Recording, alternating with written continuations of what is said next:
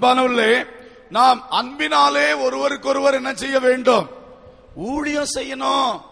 ஊழியம் செய்யணும். வீட்டுக்குள்ள இது ஆரம்பிக்கட்டும், வேலை ஸ்தலத்தில் இது ஆரம்பிக்கட்டும், சபையில இது ஆரம்பிக்கட்டும். நான் என்ன செய்யலாம்? பிறருக்காக நான் ஜெபம் பண்ணலாமா? உதவி செய்யலாமா? என்ன பண்ணிவிட செய்யலாம்? கஷ்டத்துல நான் ஒரு உதவியை செய்யலாமா என்று சொல்லி அன்பினால, அன்பை செலுத்துறது இந்த கிரியைகளினாலே காண்பிக்கணும். அல்லேலூயா, அல்லேலூயா, ஸ்தோத்திரம். எபேசியர் 5:33 சொல்லுகிறது, அவனவன் தன்னிடத்தில் அன்பு கூறுவது போல தன் மனைவி இடத்துல என்ன செய்யணுமா?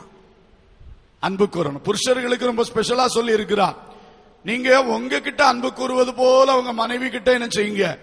அன்பு கூறுங்க என்று சொல்லுகிறார். கர்த்தருக்கு ஸ்தோத்திரம். அது மட்டுமல்ல, கிறிஸ்து எப்படி சபையில் அன்பு கூர்ந்தாரோ அதுபோல நீங்க உங்க மனைவி கிட்ட அன்பு கூறுங்க என்றார் 25ஆம் வசனத்துல. அது என்னமோ ஆண்டவர் இந்த புருஷர்களிடத்துல ரொம்ப ரொம்ப சொல்றார், நீ உன் மனைவி கிட்ட அன்பு கூறணும். எப்படி அன்பு கூறணும்? உன்கிட்ட எப்படி அன்பு கூறியோ அதுபோல உன் மனைவிட்ட நீ அன்பு கூறணும். அடுத்து சொல்றாரு, நான் எப்படி சபையில அன்பு கூறணும் அதுபோல நீயும் உன் மனைவி இடத்துல என்ன செய்யணும்? அன்பு கூறணும். அப்படி சொல்றாரு. அடுத்து சொல்றாரு, அந்த 26, 27 வசனங்கள்ல எபேசியர் 5 படிக்கும் போது, கிறிஸ்து எப்படி சபைக்காக தன்னை ஒப்பு கொடுத்தாரோ அதுபோல புருஷர்களும் மனைவிகள்ல என்ன செய்யணுமா? அன்பு கூறணுங்கிறார். ஒப்பு கொடு. உன் மனைவியுடைய முன்னேற்றத்துக்காக புருஷனை உன்னை ஒப்பு கொடுத்து அன்பு கூறு என்று சொல்லுகிறார்.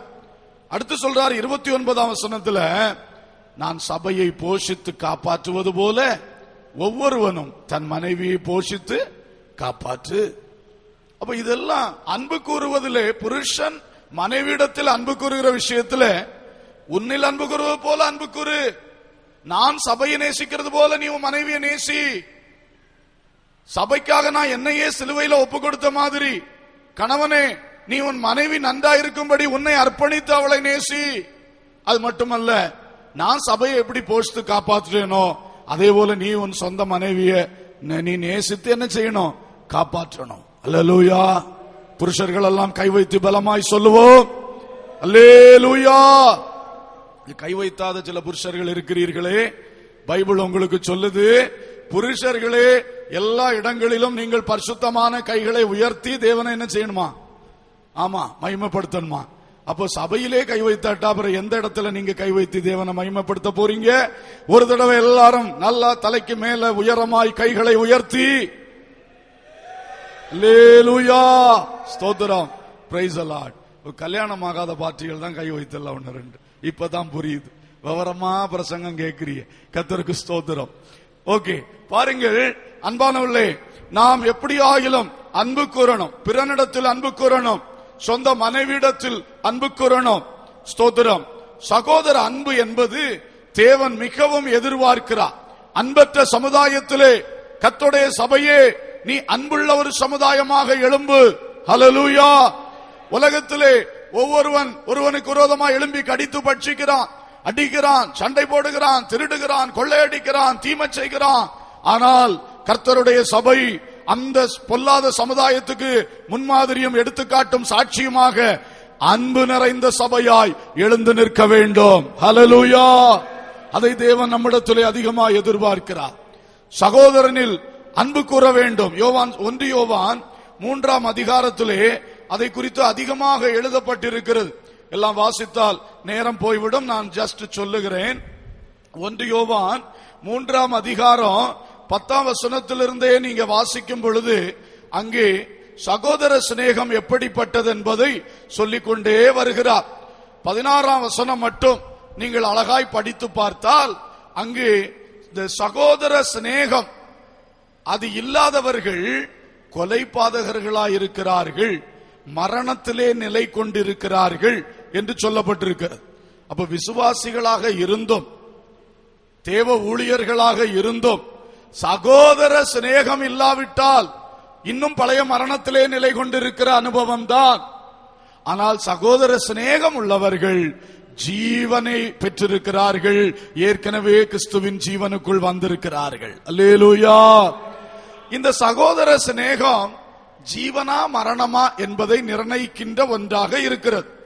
அடுத்தது 1 யோவான் 2ஆம் அதிகாரம் 10ஆம் வசனம் 11ஆம் வசனம் நாம் வாசித்தால் அங்கே இதே சகோதர சிநேகம் ஒருத்தன் ஒளியில இருக்கிறானா இருளில் இருக்கிறானா என்பதை காண்பிக்கிறது. சகோதரனில் அன்பு கூறாதவன் இருளில் இருக்கிறான், சகோதரனை நேசிக்கிறவன் எதில் இருக்கிறான்? ஒளியில் இருக்கிறான். அப்ப நீங்க இந்த சகோதர அன்பை வைத்து நீங்கள் மரணத்தில் நிலை கொண்டிருக்கிறீர்களா ஜீவனுக்குள் வந்திருக்கிறீர்களா என்பதை புரிந்து கொள்ளலாம். இருளிலே இருக்கிறீர்களா ஒளிக்குள் இருக்கிறீர்களா என்பதை புரிந்து கொள்ளலாம். எனவே கண்டிப்பாக நீங்கள் பெற்ற அன்பை சகோதரர்களுக்கு வெளிப்படுத்துங்கள். அப்பொழுதுதான் அந்த அன்பு உங்களில் பூரணப்படும். ஹல்லேலூயா. மத்தேயு 5ஆம் அதிகாரம் 44ஆம் வசனத்திலே இயேசு மலைப்பிரசங்கத்தில் மிக தெளிவாய் சொன்னார், உங்கள் சத்துருக்களை சிநேகியுங்கள். என்ன சொன்னார்? சத்தமா சொல்லுங்க. உங்களுக்கு சத்துருக்கள் இருக்கிறார்களா? உண்மையிலே ஒரு தேவ பிள்ளைக்கு யாரும் சத்துரு இருக்கக்கூடாது. நம்ம மனசுல சாத்தான தவிர வேற யாரும் நமக்கு யார் கிடையாது, சத்துரு கிடையாது. மனசுல அப்படி நினைக்கவே கூடாது. சாத்தானும் அவனுடைய அசுத்த ஆவிகளும் தான் நமக்கு சத்துருவே தவிர ஒரு மனுஷனும் நமக்கு சத்துரு கிடையாது. ஆனால் நாம் அப்படி நினைத்தாலும் சிலர் நமக்கு சத்துருக்களாக எழும்பி செயல்படுவார்கள். அது அவர்களை பொறுத்தது. அப்படிப்பட்ட சத்துருக்களையும் நீங்கள் என்ன செய்ய வேண்டும்? வாயார சொல்லுங்க, சிநேகிக்க வேண்டும். அல்லேலூயா. அவர்களை பகைக்க கூடாது, அவர்களை வெறுத்து கசந்து கொண்டு அவர்கள் மேல் எரிச்சலா இருக்க கூடாது. அவர்களை என்ன செய்ய வேண்டுமா? சிநேகியுங்கள். அதுக்கு தான் உங்களுக்கு சிலரை இப்படி ஆண்டவர் எழுப்பி வச்சிருக்கிறார். அல்லேலூயா. அவளை நேசிக்க நேசிக்க அன்பு உங்களிலே பூரணப்படும். ஆமென், ஆமென். சொந்த குடும்பங்களுக்குள்ளே இந்த நிலைமை இருக்குதா? சொந்தக்கார வட்டாரத்தில் இந்த நிலைமை இருக்குதா? நண்பர்கள் வட்டாரத்தில் இந்த கஷ்டத்தை அனுபவிக்கிறீங்களா? வேலை ஸ்தலத்திலே அல்லது எங்கே இப்படிப்பட்ட கஷ்டத்தை அனுபவிக்கிறீங்களோ நினைச்சுக்கிடுங்க, இதன் மூலம் தேவனின் அன்பு என்னிலே பூரணப்படணும். அதுக்கு தகுந்தா போல எனக்கு விரோதமா செயல்படுகிற எல்லாரையும் நான் இன்னும் நேசிக்கணும், இன்னும் நேசிக்கணும். அல்லேலூயா. இந்த அனுபவம் நமக்கு தேவை. இன்னும் ஒருபடி மேலே போய் ஆண்டவர் பவுலை கொண்டு சொல்லும் போது ரோமர் 12ஆம் அதிகாரம் 19 முதல் 21 வரை சொல்லும் பொழுது, உன் சத்துருக்களுக்கு நன்மை செய். உன் சத்துருக்களுக்கு என்ன செய்? நன்மை செய். உன் சத்துருக்களை சிநேகியுங்கள் என்று மட்டுமல்ல, அந்த சத்துருவை சிநேகிக்கிறத நீ எப்படி காண்பிப்பாய்? அவனுக்கு ஒரு கஷ்டம் வரும் பொழுது நீ ஓடி போய் அவனுக்கு ஒரு நன்மை செய்தாய் என்றால் உண்மையிலே உன் சத்துருவா இருக்கிறவனை நீ நேசிக்கிறாய் என்ற அர்த்தம். ஆமென். அல்லேலூயா, அல்லேலூயா. இந்த வசனம் உங்களுக்குள் ஆவியானவர் வைப்பாராக. ஏனென்றால் சிலருடைய வாழ்க்கையிலே இதுதான் பிரச்சனை. அன்பில்லை.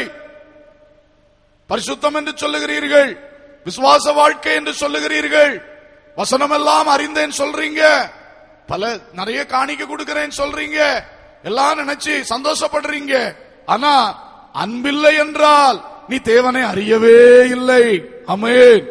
ஆண்டவர் எதிர்பார்க்கிறது அன்பை பெறுவது மட்டுமல்ல, அன்பில் பூரணம் அடைவதை தேவன் எதிர்பார்க்கிறார். ஹல்லேலூயா.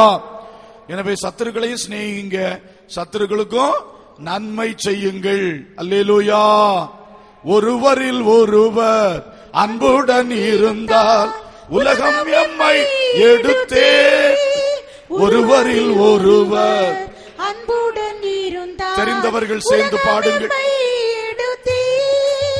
இயேசுவின் சீஷர் இவர்களின் தேவை, இயேசுவின் சீஷர் இவர்களின் தேவை சாட்சி பகர்ந்திடுமே, நான் சாட்சி பகர்ந்திடுமே, சாட்சி பகர்ந்திடுமே, நான் சாட்சி பகர்ந்திடுமே.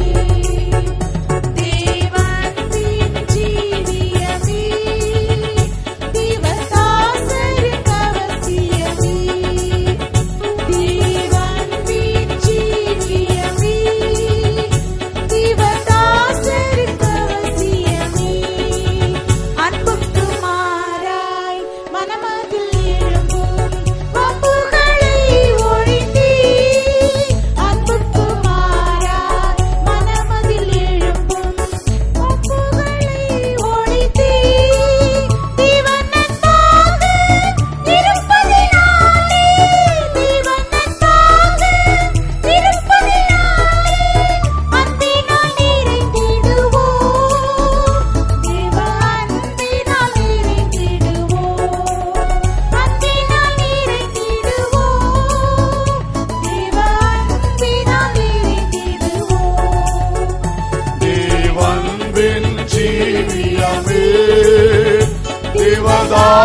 தேவதாசருக்கு அவசியமே, தேவன்பின் ஜீவியமே, தேவதாசருக்கு அவசியமே.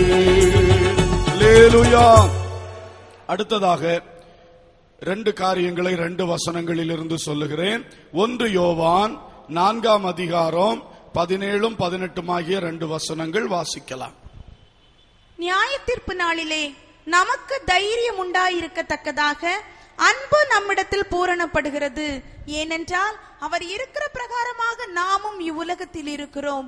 அன்பிலே பயம் இல்லை. பூரண அன்பு பயத்தை புறம்பே தள்ளும். பயமானது வேதனை உள்ளது. பயப்படுகிறவன் அன்பில் பூரணப்பட்டவன் அல்ல. கர்த்தருக்கு ஸ்தோத்திரம். இந்த 2 காரியம்தான் பூரண அன்பு தரும் பலன்கள். முதல்ல அன்பு பூரணப்பட என்ன செய்யணும்னு பார்த்தோம். 1, தேவ வசனத்தை அதிகமாய் நம்முடைய உள்ளத்துல சேர்த்து வைத்து கை கொள்ளணும், வசனத்தை கை கொள்ளணும். 2வது ஒருவரில் ஒருவர் அன்பு கூறணும். இந்த 2 காரியங்களை செய்து கொண்டிருக்கும் பொழுது நமக்குள் ஊற்றப்பட்ட தேவ அன்பு நம்மிடத்தில் பூரணப்படும். இந்த அன்பு பூரணப்படுவதனால 2 பெரிய பாக்கியங்கள் நமக்கு கிடைக்கிறதாம். 1, 17 வசனத்திலே பார்த்தோம், நியாய தீர்ப்பு நாளிலே நமக்கு தைரியம் உண்டாகிறது. ஆமென். நியாய தீர்ப்பு நாளிலே நமக்கு இந்த அன்பு என்னது கொடுக்கிறது? தைரியத்தை கொடுக்கிறது. பாருங்க, அன்பு பூரணப்பட்டுருச்சுன்னா நியாய தீர்ப்பை பற்றி நமக்கு பயம் இல்லை. தேவன் எல்லாரையும் நியாயம் தீர்ப்பார். ஒவ்வொரு தனி ஆத்துமாவை கட்டாயம் நியாயம் தீர்ப்பார். அதே வேளையிலே தேவ அன்பிலே பூரணப்பட்டவர்கள் நியாய தீர்ப்புக்கு பயப்பட வேண்டிய அவசியம் சொல்லுங்க. அது ஏன்னா அங்கே சொல்லி இருக்கு கடைசியில, அவர் இருக்கிற பிரகாரமாக நாமும் இவ்வுலகத்தில் இருக்கிறோம். அதனால நமக்கு ஒரு பெரிய தைரியம். நமக்கு நியாய தீர்ப்பு கிடையாது. ஏன் கிடையாதுன்னா, நான் இந்த உலகத்திலேயே இயேசுவை என் ரட்சகராய் ஏற்றுக்கொண்டு அவருடைய வசனத்துக்கு கீழ்ப்படிந்து ஞானஸ்நானம் பெற்று அபிஷேகம் பெற்று சத்தியத்தை கைக்கொண்டு கிறிஸ்துவின் சாயலில் என் சுபாவங்கள் திருந்தி கனிவுள்ள ஜீவியம் செய்து நான் வளர்ந்து கிறிஸ்து இருக்கிறது போல கிறிஸ்துவை போல இவ்வுலகத்தில் நான் இருக்கிறேன். புரியுதா உங்களுக்கு? அந்த நிலைமையில வளரணும். கிறிஸ்து எப்படி இந்த உலகத்தில் வாழ்ந்தாரோ அதுபோல நான் கிறிஸ்துவின் சாயலை தரித்துக் கொண்டிருக்கிறேன். கிறிஸ்துவை போல வாழ்வதற்காக என்னுடைய ஜென்ம சுபாவங்கள் எல்லாம் ஒன்றொன்றாய் அகற்றி சீர்திருந்தி கிறிஸ்துவின் திவ்ய சுபாவத்தை பெற்றுக்கொண்டு மற்றவர்களுக்கு முன்பாய் சாட்சியுள்ள கனியுள்ள ஒரு ஜீவியம் செய்து நான் கிறிஸ்து உலகத்தில் இருந்தது போல இவ்வுலகத்தில் இருப்பதால், அதாவது கிறிஸ்துவின் சாயலை தரித்துக் கொண்டு இருப்பதால் எனக்கு ஒரு பெரிய தைரியம். எனக்கு நியாய தீர்ப்பை பற்றி பயமே கிடையாது. ஹல்லேலூயா. ஏன்னா அந்த அன்புனால நானும் ஆண்டவருக்கு என்னை ஒப்பு கொடுத்து அவரை போல மாறி மாறி மாறி வர்றதுனால எனக்கு ஒரு பெரிய தைரியம். முன்ன இருந்த என் வாழ்க்கை ஆண்டவர் எவ்வளவு மாத்தி இருக்கிறார். முந்தி சுயநலம் பிடிச்ச சுபாவம், இப்ப அத பிறநலமுள்ள சுபாவமா ஆண்டவர் மாத்தி இருக்கிறார். முந்தி எரிச்சல் பிடிச்ச சுபாவம், பொறாம பிடிச்ச சுபாவம், இப்போ பிறருக்கு அன்பு கூற, பிறருக்கு உதவி செய்ய ஆண்டவர் என்னை மாத்தி இருக்கிறாரு. இப்படியாக ஒவ்வொரு முந்தி மாம்ச இச்ச பிடித்த ஒரு சுபாவம், ஆனா இப்ப பரிசுத்தமான சிந்தையா மாத்தி இருக்கிறாரு. ஒவ்வொரு காரியத்திலும் கர்த்தர் தருகிற மாற்றங்கள் இதை பார்க்கும் பொழுது நமக்கு ஒரு பெரிய தைரியம். தேவ அன்பு என்னிலே பூரணப்பட்டு என்னை கிறிஸ்துவை போல் ஆக்குகிறது. அந்த அனுபவம் எனக்குள் வெற்றியாய் நடக்கிறதுனால நியாய தீர்ப்பை குறித்து எனக்கு பயம் இல்லை. அல்லேலூயா. அடுத்த வசனம் என்ன சொல்லுகிறது? 18ஆம் வசனம், அன்பிலே பயம் இல்லை. பூரண அன்பு பயத்தை புறம்பே தள்ளும். பூரண அன்பு பயத்தை புறம்பே தள்ளும். பயமானது வேதனை உள்ளது. பயப்படுகிறவன் அன்பில் பூரணப்பட்டவன் அல்ல. சரி, இது என்ன பயம்? 2 பயம் உண்டு. தேவ பயம் என்று ஒன்று இருக்கிறது, அது வேணும். கர்த்தருக்கு பயப்படுகிற மனுஷன் இவ்விதமாய் ஆசீர்வதிக்கப்படுவான். தேவ பயமே ஜீவ ஊற்று. அப்ப கர்த்தருக்கு பயப்படுகிற அந்த பயம் வேண்டும். அதே வேளையிலே இன்னொரு பயத்திலிருந்து நமக்கு விடுதலை வருகிறது. எனக்கு தண்டனை கிடைக்கும், நரகத்துல போட்டுருவாரு, அக்கினி கடல்ல என்னைய தள்ளிடுவாரு என்கிற தண்டனையை குறித்த பயத்திலிருந்து இந்த அன்பு என்னை பூரணமாய் விடுதலை செய்கிறது. அல்லேலூயா, அல்லேலூயா. ஆகவே நியாய தீர்ப்புக்கு முன்பாக தைரியம், அடுத்தது தண்டனையை குறித்து பயமே இல்லை. ஏனென்றால் எனக்கு தண்டனை இல்லை. Praise the Lord, praise the Lord. என் தண்டனையை இயேசு என்ன செய்து கொண்டார்? பூரணமாய் ஏற்றுக்கொண்டார். Praise the Lord. ஒரு சிம்பிள் காரியத்தை மட்டும் சொல்லி நான் முடிச்சிட விரும்புறேன். பாஸ்டர் காட்வின் வாங்க. கர்த்தருக்கு ஸ்தோத்திரம். பாருங்க, இவர்தான் இயேசு கிறிஸ்து. இவர்தான் இப்போதைக்கு நமக்கு இயேசு கிறிஸ்து. இப்போ என்னுடைய வாழ்விலே நான் இப்படி தனியா வாழ்ந்துட்டு, இயேசு இல்லாம நான் வாழ்ந்துட்டு இருக்கும் பொழுது நான் செய்த அவ்வளவு பாவங்கள், என் தலைமையில சுமத்தப்பட்டிருக்கிற எல்லா தலைமுறையான சாபங்கள் அனைத்தும் எனக்கே சொந்தம். நானே அதை அனுபவிக்கணும். அதுக்கு வைக்கப்பட்டிருக்கிற தண்டனையும் நான் அனுபவிக்கணும். அதனால நான் அக்னி கடல்ல போய் கிடந்து நான் வேதனைப்படணும். இதுதான் தனி மனிதனுடைய, ரட்சிக்கப்படாத இயேசுவை ஏற்றுக்கொள்ளாத மனிதனுடைய வாழ்க்கை. இப்போ அந்த மனிதனுக்கு பயம் உண்டு. உன்னை ஆண்டவர் நியாயம் தீர்ப்பார், தண்டிப்பார், அக்கினி கடல்லாம் சொன்னா அவன் பயந்து நடுங்கும். ஏன்னா அவனுக்கு அது உண்டு. அதே வேளை நான் இந்த இயேசுவின் பின்னே போக தீர்மானித்து விட்டேன். இப்போ இயேசுவை என் ரட்சகராக ஏற்றுக்கொண்டு நான் இயேசுவின் பின்னே ஒரு சாட்சியாக, ஒரு விசுவாசியாக, ஒரு சீஷனா மாறின உடனே இப்ப என்ன செய்துட்டேன் பாருங்க, இயேசு பின்னால நிக்கேன். அப்போ எனக்கு வரக்கூடிய தண்டனை எல்லாம் யார் மேல வருது? இப்போ என்ன பாதிக்காதுல்ல, நான் பின்னால எல்லாம் நிக்கேன், இவரெல்லாம் முன்னால நிக்கிறாரு. அப்ப எனக்கு வரக்கூடிய தண்டனை எல்லாம் இப்ப யார் மேல வருது? இவர் மேல. இவர் என்னுடைய தண்டனை எல்லாம் சேர்த்து என்ன செய்கிறாரு? ஏற்றுக்கொள்றார். அப்போ ஒரு குற்றத்துக்கு 2 ஆளை தண்டிக்க வேண்டிய அவசியம் இல்ல. நான் செய்த குற்றம் பாவத்துக்கு யாரை தண்டிச்சா போதும்? ஒரு ஆளை தண்டிச்சா போதும். அதுக்கு இவர் ஒப்பு கொடுத்து என் முன்னால நிக்கிறாரு, நான் இவருக்கு பின்னால வந்துட்டேன். அதனால இனி எனக்கு தண்டனை இல்லை. அல்லேலூயா.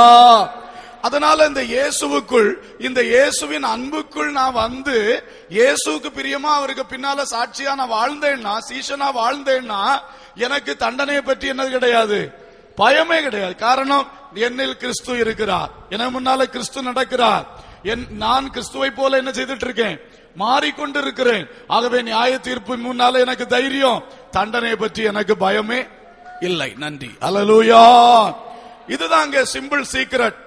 ஆகவே இயேசு கிறிஸ்துவை ரட்சகராய் ஏற்றுக்கொண்டு அந்த இயேசுவின் அன்புக்கு இடம் கொடுத்து அந்த இயேசுவின் அன்பிலே நாம வளர ஆரம்பிச்சிட்டோம்னு சொன்னா நமக்கு வரப்போற நியாய தீர்ப்புக்கு முன்னால தைரியம், தண்டனை ஆகிய அக்கினி கடலை குறிச்சு நமக்கு ஒரு பயமும் சொல்லுங்க இல்லை. அல்லேலூயா. அந்தி கிறிஸ்துவின் ஆட்சியை குறித்து யாருக்கெல்லாம் பயம் இருக்கா? நமக்கு பயம் இல்லை. சொல்லுங்க, ஏன் பயம் இல்லை? நம்ம அந்த ஆட்சியில இருக்க போறது இல்ல. அதுக்கு முன்னாடி நாம எடுத்துக்கொள்ளப்படுவோம். கரங்களை தட்டி தேவனை மகிமைப்படுத்துவோம். அல்லேலூயா, அல்லேலூயா. எனவே இந்த தேவ அன்பு நிரப்பட்டும், அது பூரணப்படட்டும்.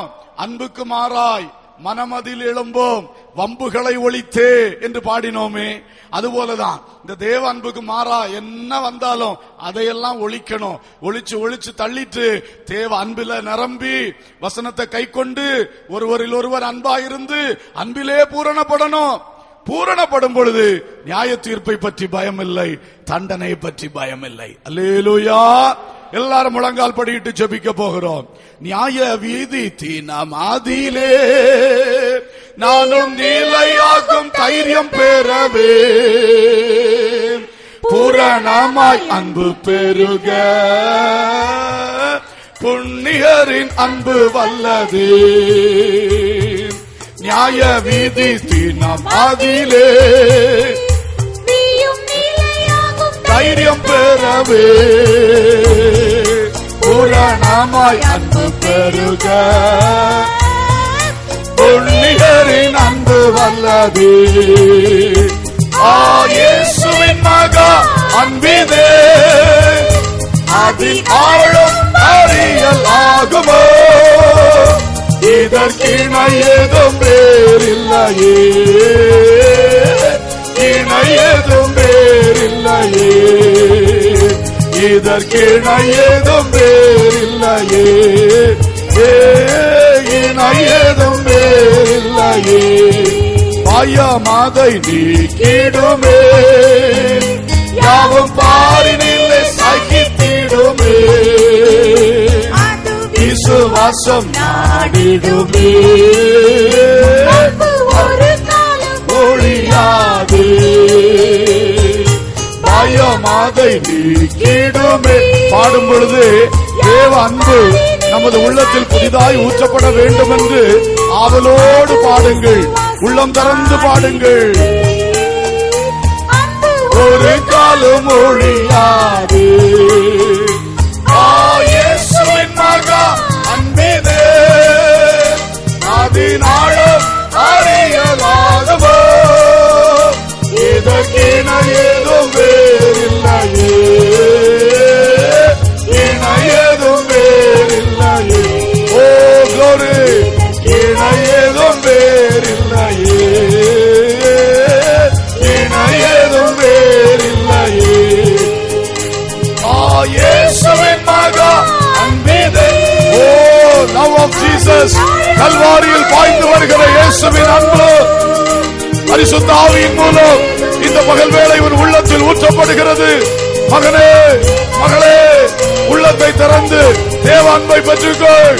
தேவனுடைய அபிஷேகம் உன்மேல் புதிதாய் கடந்து வரும் பொழுது தேவனுடைய அன்பு உன்மேல் ஊற்றப்படுகிறது. ஹல்லேலூயா, ஹல்லேலூயா. எல்லாரும் ஆவியில் நிறைந்து கர்த்தரை மகிமைப்படுத்துங்கள். அபிஷேகம் பெற்ற பிள்ளைகள் எல்லாரும் அந்நிய பாஷைகளை பேசி தேவனை மகிமைப்படுத்துங்கள். ஆமென். தேவனுடைய புதிய அபிஷேகம், தேவனுடைய அன்பு உங்களில் ஊற்றப்படுவதாக, புதிதாய் ஊற்றப்படுவதாக, ஊற்றப்படுவதாக, ஊற்றப்படுவதாக. உரபலப சந்தலப கபலப ஓ ரிகபலபலபலபலப ஷலபலபலப. ஹல்லேலூயா. அன்பு பயத்தை புறம்பே தள்ளும். பூரண அன்பு நியாய தீர்ப்புக்கு முன்பாக தைரியம் தரும் அன்பு. ஹல்லேலூயா, ஹல்லேலூயா. ஆமென். தண்டனை பற்றி பயமே இல்லை. Praise the Lord, praise the Lord, praise the Lord. ஒரு ரெவரன்ஷியல் ஃபியர், தேவனை பற்றின மதிப்பு கலந்த பயம் மட்டுமே உண்டு. ஹல்லேலூயா, ஹல்லேலூயா, ஹல்லேலூயா. ஸ்தோத்திரம், ஸ்தோத்திரம், ஸ்தோத்திரம், ஸ்தோத்திரம், ஸ்தோத்திரம். வசனத்திற்கு முக்கியத்துவம் கொடுப்போம். அப்படியே வலது கையை உயர்த்தி ஜெபம் பண்ணுவோமா?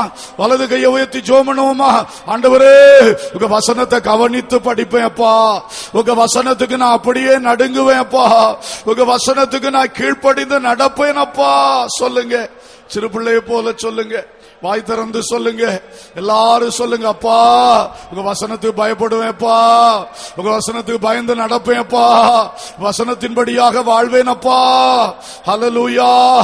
ஒருவரில் ஒருவர் அன்பாயிருப்பேன் அப்பா, எல்லாரையும் நேசிப்பேன் ஆண்டவரே, பகை விரோதம் சண்டை வைக்க மாட்டேன் அப்பா. சொல்லுங்க, வலது கை உயர்த்தி அப்பாட்ட சொல்லுங்க. அந்த கிருபையை ஊற்றும் அப்பா, அந்த அபிஷேகத்தை ஊற்றும் அப்பா. ஹல்லேலூயா, ஹல்லேலூயா. ஒரு விசை கூட ஆவியில நிரம்பி ஜெபிக்க போறோம். கைகளை கீழே போடலாம். ஊற்றும் ஊற்றும் வாக்கு தத்த பின்மாறி ஊற்றும், தாரும் தாரும் விளங்கவே வாரும். ஊற்றும் ஊற்றும் வாக்கு தத்த பின்மாறி ஊற்றும், வாரும் வாரும் வல்லமை விளங்கவே வாரும். தாரும் தாரும் ஆவியின் வரங்களை தாரும், தாரும் தாரும் ஆவியின் வரங்களை தாரும். போடும் போடும் பரிசுத்த அக்கினி போடும், போடும் போடும் பரிசுத்த அக்கினி போடும். இயேசுவின் சமூகம் எத்தனை ஆனந்தம். இந்த நேரத்திலே நாம் ஆவியில் நிரம்பி ஜெபிக்கிற வேளையிலே கர்த்தர் பரிசுத்த அக்கினியை போடுவார். அன்புக்கு மாறாக நம்முடைய உள்ளங்களில் எழும்பி இருக்கிற எல்லா கிரியைகளும் அழிக்கப்படும். அவருடைய பரிசுத்த அக்கினி ஒரு விசை இறங்கி சுத்திகரிக்கும்படியாய் எல்லாரும் கர்த்தருடைய சமூகத்திலே ஆவி நிறைந்து வல்லமையோடு, ஆமென், எனக்குள்ளே ஊழியம் செய்யும் ஆவியானவரே, என்னுடைய அந்தரங்கங்கள் வரை இறங்கி வாரும் ஆவியானவரே, இறங்கி வாரும் ஆவியானவரே. அன்புக்கு மாறாய் எனக்குள் இருக்கிற எல்லாவற்றையும் சுட்டு சாம்பலாக்கும் அப்பா, சுட்டு சாம்பலாக்கும் அப்பா. ஓ ஷபபபபப ரிகபலப ஷந்தலா ரிபலப ஷந்தலப கபலப ரியாதரப ஷலா. ஓ ஜீசஸ் நேம், ஆமென். பரிசுத்த அக்கினி, பரிசுத்த அக்கினி அன்புக்கு மாறாய் உள்ளங்களில் எழும்புகிற எல்லா வம்புகளை சுட்டரிப்பதாக, சுயநலங்களை சுட்டரிப்பதாக. Jesus, Jesus. லிகபலப ஷந்தலப கபலப Hallelujah. Thank you, Lord. Thank you, Lord. Oh, Father. அன்பு தகப்பனே, நன்றி ராஜா, நன்றி ராஜா. Thank you, Jesus. Thank you, Jesus. அன்பின் பரலோக பிதாவே, நன்றியோடு துதிக்கிறோம்.